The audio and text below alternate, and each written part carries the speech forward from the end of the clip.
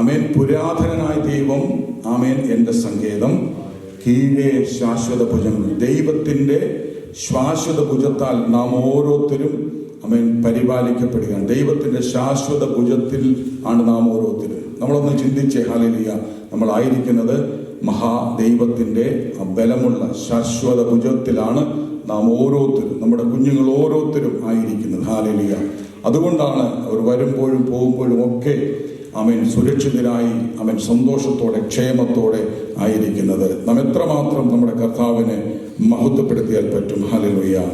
ആമേൻ. അടുത്ത വാക്യം പറയുന്നു, എൻ്റെ മഹത്വം. ഹല്ലേലൂയ.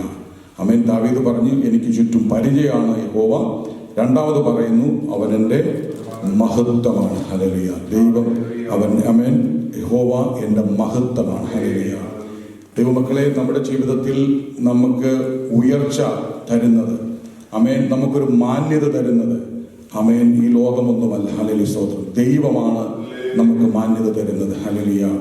ദാവീദിനെ സംബന്ധിച്ചോളം നമുക്കറിയാം. ഹല്ലേലൂയ. ദാവീദിനെ വിളിച്ചത് തള്ളയാടുകളെ നോക്കുന്ന പണിയിൽ നിന്നും ദാവീദിനെ, അവൻ ഇസ്രായേലിന്റെ, ആമേൻ, ഹല്ലേലൂയ,